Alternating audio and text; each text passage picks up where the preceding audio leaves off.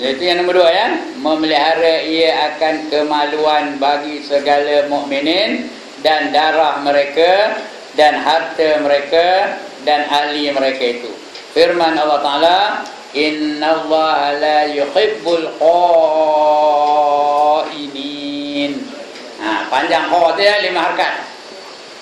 Innallaha la yuhibbul khainin ya. Baca Quran biar ikut hukum betul ya. Yang itu apa? Apa hukumnya? Khainin apa hukumnya? Mad wajib muttasil mad wajib muttasil. Dia dalam satu kalimah wajib tu tau, 5 harakat.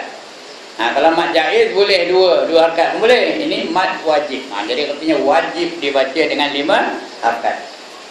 Ya, kena baca betul. Ini tahfiz-tahfiz ni ya. Kena baca ikut hukumnya sebenar-benar ya. Kemudian firman-Nya lagi, innallah, in ya bukan n. Kadang-kadang dia yang itu pun apa? In tu jadi n, innallah. Ya. Bismillahirrahmanirrahim. Betul ke? Bismillahirrahmanirrahim. Betul ke? Apa yang sebenarnya? Rahim. Bismillahirrahmanirrahim. Nir bukan ner. Ya, yang ada tajwid tak bagi marah ustaz kan dia mengajar tajwid semua ini ya. Nir. Bismillahirrahmanirrahim. Bukannya her ya. Bismillahirrahmanirrahim. Ini mau itu juga. Ini 5 harakat ya. Bahwasanya Allah Ta'ala tiada kasih ia akan sekalian orang yang khianat. Siapa yang khianat, Tuhan tak kasih. Ya, orang pun tak kasih. Siapa suka berkawan dengan orang yang suka berkhianat? Kata. Orang pun tak suka. Ya, Tuhan pun marah, Nabi pun marah, segala wali-wali pun marah, burung pun marah, ikan pun marah, semuanya marah. Semuanya melaknati dia. Ya. Lagi apa kata Allah? Innallaha la yuhibbu man kana khawanan asima. Lagi. Innallah, in ya bukan n. Innallaha la yuhibbu man kana khawanan asima. Ya. Surah An-Nisa ayat 107. Bahwasanya Allah Ta'ala tiada kasih ia akan sesiapa yang banyak khianat lagi banyak berbuat kesalahan. Mana yang banyak buat salah, mana yang khianat, Tuhan tak kasih akan dia. Lebih lagi kita yang ada memegang jawatan jawatan memegang amanah orang. Duit zakat ke kita pegang, duit masjid ke kita pegang, duit surau ke kita pegang, duit kota raja ni ke kita pegang. Cepat-cepat serahkan. Cepat-cepat serahkan kepada ustaz-ustaz yang ada di sini. Ya, kalau ada, jangan lama-lama simpan. Sudahnya kita tak tahu siapa punya. Saya kadang dapat duit tu, ribu ambil tu. Lepas tu dah apa tu? Siapa yang punya duit ni? Akhirnya dia yang punya, bukan saya punya. Kadang-kadang saya punya pembul tu ya. Tapi dah, siapa yang punya dia ni? Tengok siapa yang selalu kita bagi metik derma untuk siapa. Itu dia. Jangan khianat, jangan jangan pecah amanah. Kerana Allah tak suka pada orang yang pecah amanah. Ya, kalau kita jujur tuan-tuan dan puan-puan, jangan takutlah. Allah akan ganti balik. Kalau yang ini bahasanya bukannya orang lain punya, tapi kita dah tak tahu siapa punya, kira orang lain punya lah, kita pun bagi kepada yang berhak. Yang gaduh nanti Tuhan akan balas, akan ganti balik. Yang gaduh ya. Baik, lagi apa? Innallaha la yuhibbu kulla khawanin kafur. Bahawasanya Allah Ta'ala tiada kasih ia akan tiap-tiap orang yang banyak khianat lagi yang banyak kufur. Apa itu dua mesejnya? Jangan khianat, jangan kufur. Itu dua mesejnya. Itu tanda orang kuat apa? Kuat iman itu. Kalau khianat, kalau kufur, maknanya kuranglah imannya. Dia megang projek itu dia mandainya komisen projek. Betul? Betul? Amanah ke kufur tu, khianat tu. Amanah ke khianat? Khianat. Kalau khianat Allah benci. Dia megang wang negara, suruh beli kapal selam. Dia pun beli kapal selam. Komisionnya 560 juta. Kalau adik lah, bukan tentu siapa adik ni ya. Komisionnya berapa? 560 juta disapunya. Kita tak tahu. Yang mayor ni dia siapa? 560 juta sama mayornya. Kita mayornya, kalau betul-betul berlaku macam itu, itu namanya khianat. Bila khianat, Allah laknat. Bila Allah laknat, malaikat pun laknat. Bila malaikat melaknat, segala burung-burung di udara melaknatnya. Lagi, binatang-binatangnya melata melaknatnya. Lagi, ikan-ikan di air melaknatnya. Segala-gala makhluk yang lain boleh melaknatnya. Ikan keli melaknat dia, celaka kamu, kata ikan keli ya. Ikan ruan melaknat dia, celaka kamu katanya. Ikan bador melaknat dia. Tahu ikan bador? Udah tak tahu dah.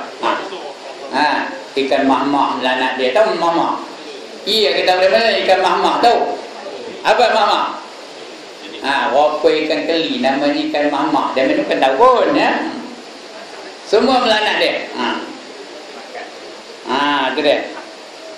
Itu yang kedua. Yang ketiga, bahawa memelihara ia akan segala rahsia bagi segala mukminin dan mukminat. Dan mukminin ini sekali masuk mukminat. Segala rahsia orang yang beriman tu dipeliharanya, jangan cerita disebar-sebarnya rahsia orang.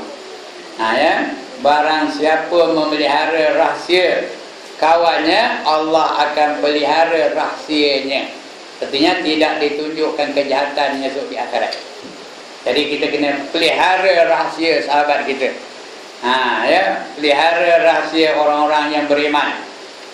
Jangan disebar-sebarkan rahsia. Termasuk diri sendiri juga. Rahsia kita ni jangan disebar-sebarkan kepada orang lain. Tambah kita dah tua ni, tengok orang tu muda-muda tu, pakcik tengah muda mereka apa kamu? Betul apa tu tengangnya budak tu mau cerita dia. Anu. Tengangnya dia bilang, "Oi, pandai pakcik ni. Dia lagi hebat. Anu pakcik anu berhenti dah ya." Allah sudah tutup rahsia dia, tiba-tiba dia buka balik rahsianya. Di akhirat besok tidak diampunkan oleh Allah Subhanahu wa taala. Padahal Allah dah tutup rahsia dia tu. Dikira dia dah taubat dah walaupun dia tak taubat. Dikira taubat dah, Allah dah tutup rahsia dia. Tiba-tiba dia buka balik. Makcik tengah muda kemarin buka apa kamu tu pakai je. Makcik tengah muda kemarin, rambut ikan mayang katanya. Semua orang nampak rambut makcik tu, dapat dosa balik. Walaupun mungkin Allah sudah ampunkan segala kesalahan dia. Tapi bila kita pecahkan rahsia kita, balik kembali berdosa balik. Diri kita sendiri. Begitu juga rahsia orang lain, jangan dibocorkan. Itu yang ketiga. Yang keempat, menyuruh orang dengan berbuat kebajikan. Tapi menyuruh orang dengan buat kebajikan ni apa? Mesti kita buat dulu baru suruh orang. Kalau dah esok ditanya Tuhan, atamuruna nasa bil birri wa tansawna anfusakum wa antum tatlunal kitab. Kata Allah tanya, apakah kamu menyeru orang lain berbuat baik tapi kamu lupakan diri kamu sendiri, sedangkan kamu membaca kitab. Ngajak orang, mau kita pergi ke Kota Raja, hari Isnin ada Ustaz Ibrahim, dia ni tak pergi. Dia ngajak orang dia. Ataupun dia menganjur ke majlis ilmu di surau umpamanya. Malamnya dia ngaji tahu Ustaz Zulkarnain Ibrahim ngajar, datang je kata. Tapi dia harap nak ngaji. Dia nyuruh orang. Ada orang begitu tahu. Dia kerja menganjur je, tapi orang ngaji dia tak nak ngaji. Esok ditanya Tuhan apa nak jawab. Allah akan tanya, lima taquluna ma la taf'alun. Kenapa kamu pandai bercakap saja tapi tak pandai berbuat? Sahabat dulu mereka buat dulu, baru mereka perintahkan orang lain buat. Umar tu setelah jadi khalifah, dia buat dulu, baru dianjurkannya supaya orang lain buat. Nabi pun itu juga. Pernah saya dah cerita sini agaknya. Rasanya dah cerita. Ada seorang bapa, anaknya sakit mata. Dah cerita belum? Udah. Anaknya sakit mata. Pergi jumpa dengan Rasulullah. Ya Rasulullah, anak saya ni sakit mata, apa ubatnya? Kata Nabi, dia menung tu. Minggu depan dia datang. Tanya aku katanya. Kata Nabi, minggu depan tu datanglah dia. Ya Rasulullah, anak saya ni masih sakit mata lagi, katanya. Apa ubatnya? Kata Nabi, jangan makan benda-benda manis. Apa kata ayah tu? Kalau itulah ubatnya ya Rasulullah, apa yang teruk nunggu seminggu, ngaburkah? Kaburlah pada hari itu, senang. Sudah seminggu, sudah baik dah, ini masih sakit lagi. Kata Nabi, macam mana aku nak ngaburkan? Kerana pada masa itu aku baru lepas makan tamar. Tahu ke tamar? Komen. Baru lepas makan komen. Komen tu apa rasanya? Manis, ayo liur aku manis lagi. Macam mana aku nak ngabur kamu jangan makan manis? Hari ni aku puasa. Sebab itu aku boleh kabur. Aku tahu kamu akan datang hari ni. Aku puasa dulu. Ayo liur aku pun tak ada manis hari ni. Itulah aku suruh kamu jangan makan manis. Faham ke the moral of the story ni? Maknanya sebelum kita nyuruh orang, kita buat dulu. Sebelum kita melarang orang, kita tinggalkan dahulu. Itu tanda orang kuat iman tu.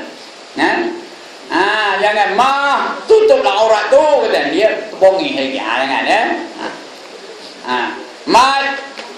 pergilah ke masjid tu, orang dampang ni, dia naik lagi duduk orang kisah rokok poi. Itu nanti akan ditanya oleh Allah Subhanahu Wa Taala. Bukan senang ni tau. Sebab payah nak jadi ustaz tau. Kerana dia kena buat dulu. Bila nyuruh orang, dia kena buat. Bila nyuruh orang, kena buat. Bila nyuruh orang, dia kena buat. Bila dia kata kamu makan, dia lah beradab. Tiba-tiba bila dia makan, sudah. Ya. Itu sebab payah jadi ustaz tu. Satu ketika saya jadi tekong lah tahlil tau. Dia orang besar. Bukan orang besar pada besar. Orang pangkat besar. Tahu sebut dari mana ya? Dah lepas tahlil apa tu, dia menjamu lah. Atas saya ni maklumlah tekongnya. Duduklah dekat dia, depan dia, dia ngadap saya. Macam mana saya makan? Ya Allah, gini. Ya, beradab benar makannya. Suak dia beralui aja. Pasal apa? Pasal dia ngadap. Demo yang di ujung sana tu. Kami pergi 40 orang tau. Yang di ujung sana tu tengok dia makan. Geram tengoknya. Yang kita ni ya. Pasal apa? Pasal kita ni ustaz. Takkanlah ustaz makan ya. Kadang-kadang lepas ngajar tu dijamu dia menu.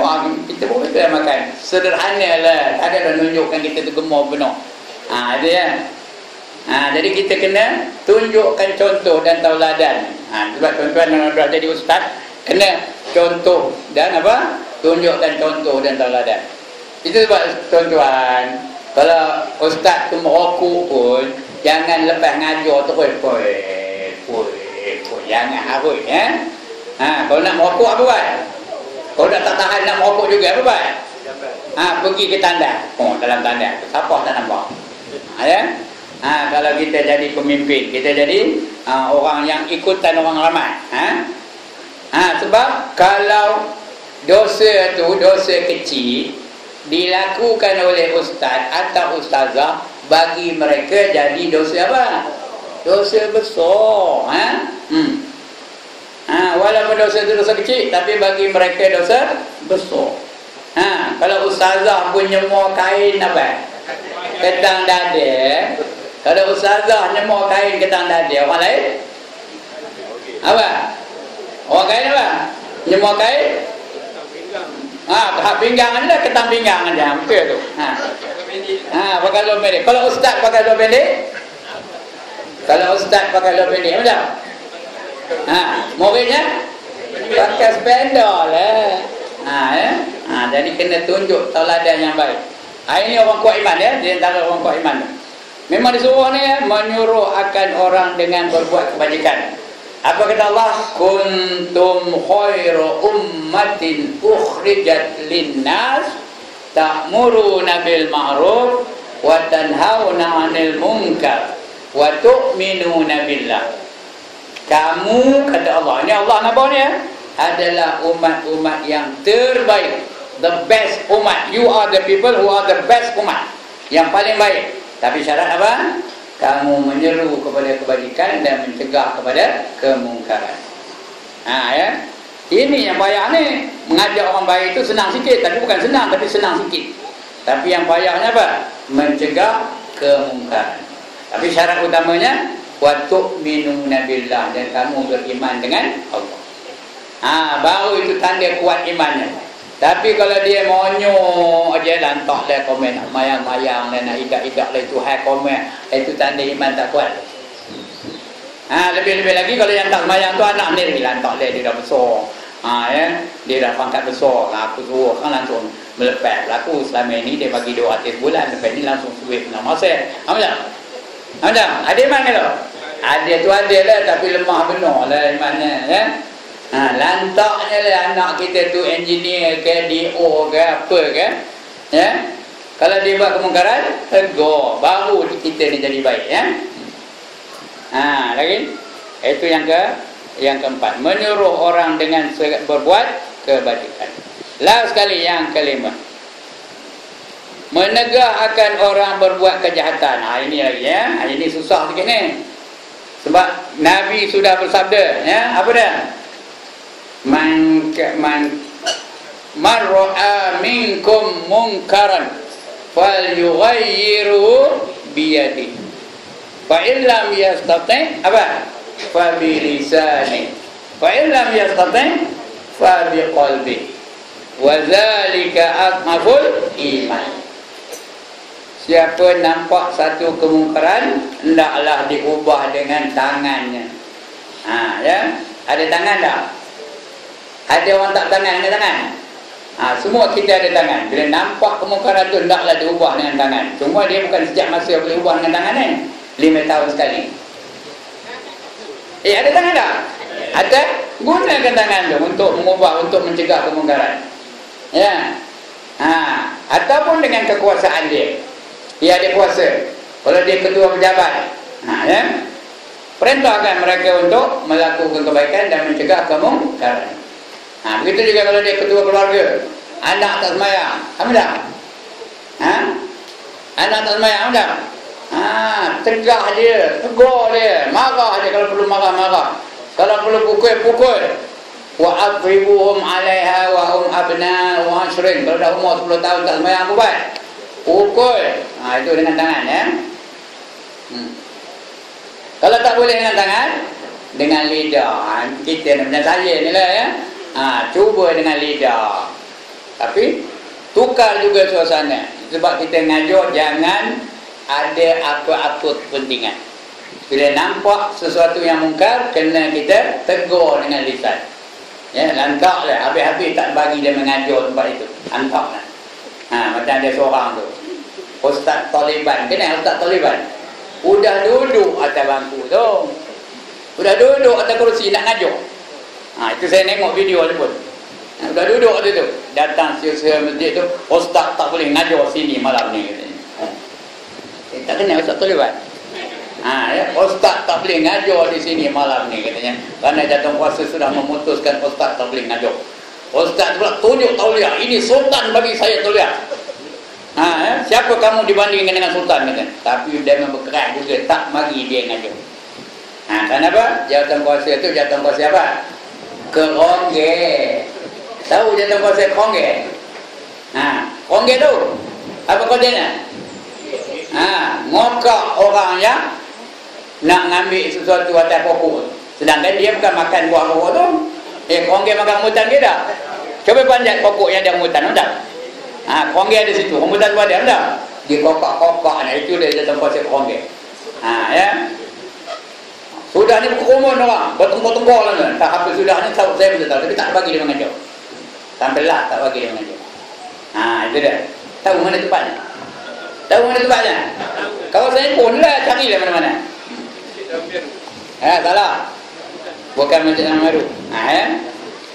Tapi ustaznya saya boleh kabur namanya. Ustaz Nur Azli Musa. Pak Koliban. Ya.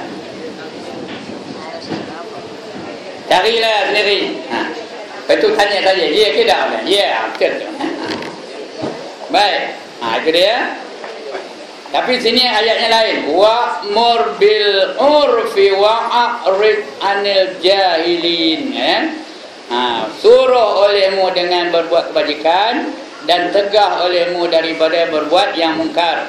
Artinya yang jahat dan berpaling olehmu daripada sekalian orang yang jahil. Orang yang jahil itu kita berpaling dengan dia.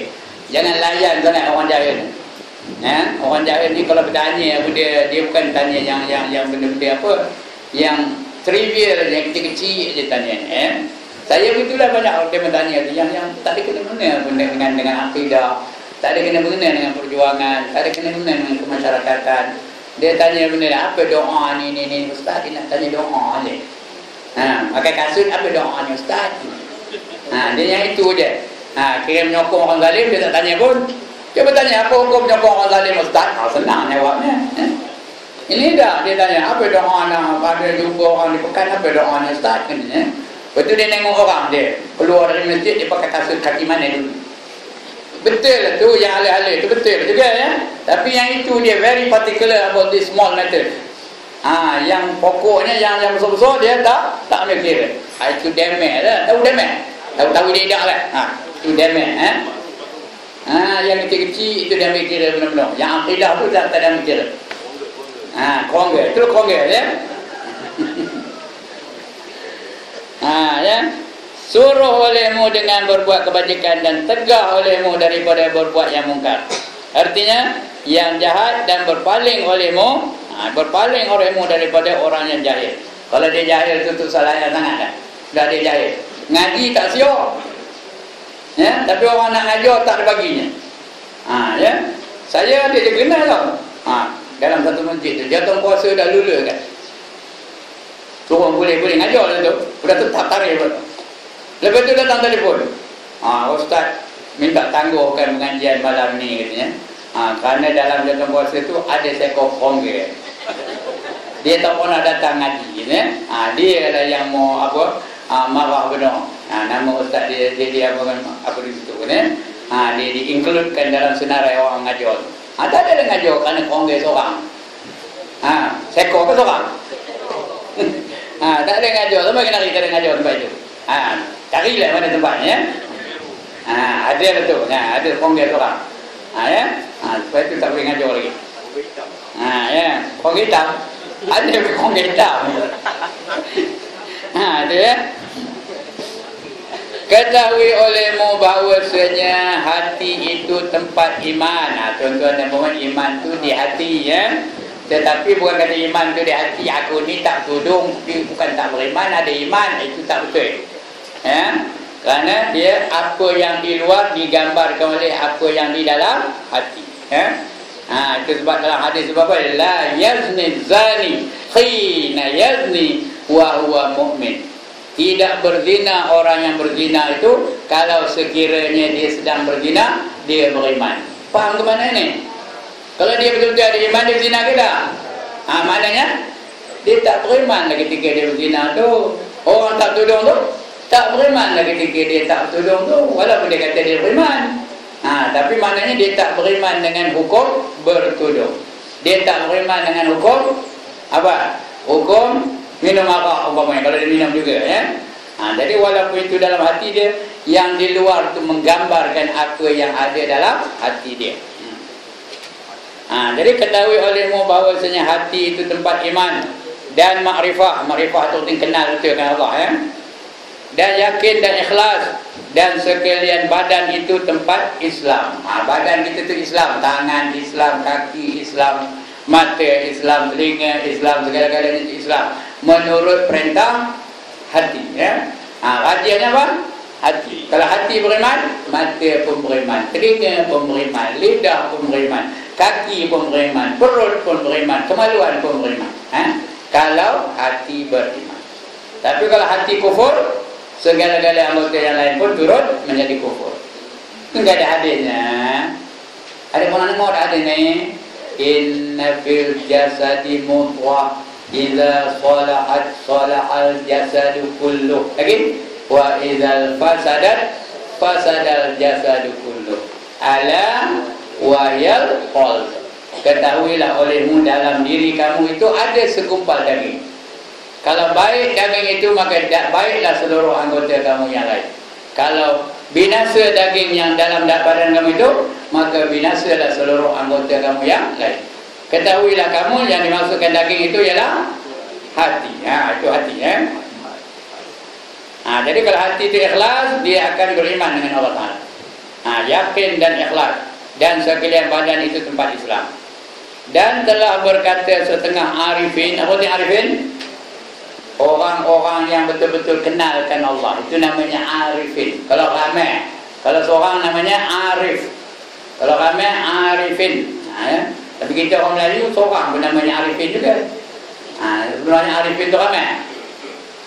Maka apabila adalah iman seseorang itu, iaitu menempati pada zahir hati juga. Bukan menempati itu, menepati. M itu tadi menepati ia pada zahir hati juga. Nescaya adalah ia kasih akan Allah. Kalau dia betul-betul kenalkan Allah, dia akan kasihkan Allah. Dan amalan akhirat satu kali. Dan kasih ia akan amalan dunia dan nafsu pada satu kali. Yang lain pula artinya bergilir-gilir dan berulang-ulang halnya. Jadi kita nak itu amalan akhirat pun kita buat, amalan dunia pun kita buat, bergilir-gilir. Bila buat dunia kita tinggalkan akhirat, bila tinggalkan akhirat, bila kita buat akhirat tinggalkan dunia, bergilir-gilir. Dan apabila adalah ia menepati pada batin-batinnya, itu kalau zahir saja ya. Kalau zahir dia bergilir, kadang buat baik, kadang buat jahat, kadang apa. Iman itu imannya apa? Iman ilmu semata-mata. Karena iman itu hanya di mana? Di otak, tak sampai di hati. Jadi kadang-kadang buat baik, kadang-kadang buat jahat. Kalau nafsu namanya nafsu apa? Lawamah nama nafsunya. Nafsu lawamah. Kadang-kadang baik, kadang-kadang jahat. Kadang-kadang taat, kadang-kadang neraka. Itu lawamah. Dan apabila adalah ia menepati pada batin hatinya, kalau iman itu betul-betul dalam hati, nescaya adalah ia kasih akan Allah. Dan amalan akhirat akan sebagai kasih yang menghabis segala masa. Dan berpalinglah ia daripada kasih kepada yang lain, dan daripada keduanya sentiasanya. Maknanya kalau iman dia betul-betul dalam hati, dia tak ada buat maksiat kita. Tak ada buat urusan dunia kita. Dia hanya semata-mata buat urusan akhirat semata-mata, 100% akhirat. Walaupun perbuatan itu perbuatan dunia, tapi masih dikaitkan dengan akhirat. Mengapa dia memasak nasi? Untuk mendapat pahala, kerana dia memasak untuk suami dan anak-anaknya. Ada kait akhirat. Kalau dia ni apa? Masak nasi aja. Tapi dia masak tu untuk apa? Untuk ganjaran akhirat. Bukan semata-mata tinggal di dunia ni aja. Mengapa dia kerja foreman umpamanya? Dia kerjanya foreman, baik-baik untuk fikir. Mengapa dia kerja foreman? Supaya dia dapat berkhidmat kepada masyarakat Islam. Supaya dia membantu masyarakat Islam untuk menyenangkan kehidupan mereka. Dapat pahala tak? Kalau begitu niatnya, dapat pahala. Tapi kalau dah buat akhirat, tapi ada niat dunia, apa? Dia buat pekerjaan akhirat, tapi ada niat dunia. Macam saya ni ngajar ni perbuatan akhirat ke dunia? Perbuatan akhirat ni, tapi niat dunia dia tak ada kesalahan bagi dia. Melepas lah tu. Apa yang melepas? Apa yang melepas? Envelope. Apa dah? Tinggal dunia ke dia pergi akhirat? Tinggal dunia ni ya. Masuk kapal, keluar balik, masuk lagi, keluar balik, tengok tayar, pusing keliling tayar, buka bonet, tutup bonet. Tak datang ke apa kesalahannya? Dia keluar tadi tak? Balik-balik. Tunggu dengan saya dia nak keluar tadi tak? Jadi apa dapat? Dapat dunia je lah ya. Itu bukan tentu dapat tu. Sampai dia lupa langsung dunia pun tak dapat, akhirat pun tak dapat. Ya. Itu dia. Saya ni ngajar macam-macam pengalaman ni tahu. Ada satu tempat tu, selalu dia bagi RM70. Ya, buka envelope tengok 20 aja. 50 aja dah tak ada. Kalau kita betul-betul kerana nak dunia dah, telefon lah balik, kenapa 20 aja? Sampai lah ni. Udah setahun lebih lah katanya. Sampai lah ni RM20. Ada satu tu pula selalu dia bagi 50 tau. Selalu dia bagi 50. Ini cerita aja lah, bukan ada apa-apa ya. Buka tengok RM5. Minyak pun tak lepas. Rupanya duit RM5 tu yang dinari tu dia rupa 50 tau. Warnanya macam 50. Ada tak duit RM5 rupa 50? Ingatnya dia bagi 50 dah tak ada. Sampai lah ni juga. Itu dia ya. Kalau dia bagi lebih, kita kena hantar balik. Kena tanya dia apa dia bagi lebih ni. Ada juga sampai 2 kali orang ni pun bagi, orang ni pun bagi. Itu kena tanya dia. Sudahnya terima juga balik dia ya. Macam tu. Ini pengalaman ngajar orang ni ya. Padahal perbuatan itu perbuatan dunia ke perbuatan akhirat? Perbuatan akhirat, tapi kalau kita kepentingan dunia, habis tinggal di dunia dia. Mana tahu tuan-tuan jadi ustaz tu, ngajar ada pengalaman macam tu ya. Ustazah kan, jangan beria benar-benar. Apa ni? Ni ya. Biar dia betul-betul kerana Allah. Dia bukan kerana dunia ya. Ini bergantung kepada iman kita lah. Bukan nak saya ngata ni saya ni iman kuat dah ya. Tapi pun nak menceritakan pengalaman orang jadi ustaz ya. Gitu. Dan apabila ia adalah menepati batin hatinya, nescaya adalah ia kasih akan Allah dan amalan akhirat akan sebagai kasih yang menghabis, artinya maksimum kasih itu, tak ada lagi dah. Segala masa dan berpalinglah ia daripada kasih kepada yang lain daripada keduanya sentiasa. Apa itu sentiasa? Every time, always, all the time kasihkan Allah aja dan suruh tak ingat dunia. Dan apabila cemerlang cahaya imannya itu kepada segala zahir badannya pula, bila dia hatinya itu cemerlang, imannya kuat, dia akan menzahirkan kepada badan dia pun akan nampak keimanannya. Nescaya berpakailah pula segala zahir badannya itu dengan segala pakaian takwa, maka dia jadi orang yang bertakwa. Bila jadi orang yang bertakwa, baru dapat jaminan daripada Allah Ta'ala. Allah garanti keselamatan dan kebahagiaan dia di dunia dan di akhirat. Syarat apa? Takwa. Wallahu waliyul muttaqin. Allah menjadi pembela kepada orang-orang yang bertakwa. Dan di akhirat pun Allah jamin takwa ni. Innal muttaqina fi maqamin amin. Apa artinya? Sesungguhnya orang-orang yang bertakwa itu sentiasa berada di maqam yang amin apa? Yang selamat. Sentiasa berada di maqam, di darjat yang selamat. Di mana darjat yang selamat? Fi jannatin wa uyun. Di mana? Di dalam syurga yang terdapat uyun tu apa? Air yang berpancutan. Cakap orang putih apa? Air pancut apa? Fountain. Pandai ada macam orang putih apa ni ya. Itu fountain. Ada lagu fountain tau? Mana mau lagu fountain? 3 coins in the fountain. Ada pun mana lagu tu? Siapa nyanyinya? Siapa nyanyinya? Johnny Mathis namanya. Ada ustaz. Lagu pun hafal itu dia jaminan untuk orang yang bertakwa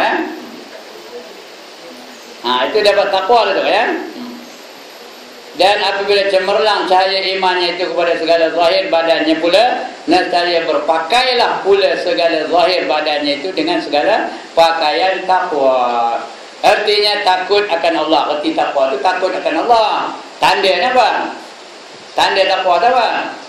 Buat segala yang disuruh, tinggalkan segala yang dilarang. Itu takwa itu. Yang zahir juga yang batin. Yang dia suruh zahir buat semua, yang suruh batin pun buat semua. Tinggalkan maksiat zahir, tinggalkan maksiat batin. Itu takwa itu. Bila takwa baru dijamin oleh Allah Ta'ala, ya. Artinya takut akan Allah kerana jadi tetaplah zahirnya dan batinnya itu akan kasih kepada Allah. Dan jadi tetaplah keduanya itu pula berpaling daripada kasih kepada barang yang lain daripadanya. Intaha. Apa arti intaha? Intaha apa artinya? Habislah tu, udahlah tu. Itu arti intaha. Cukup berhenti di situ. Itu intaha. Wallahu a'lam. Pukul 10.30. Okey lah. Kita start pukul 90 tadi. Maknanya 1 jam 20 minit. Okey, ada masalah? Silakan.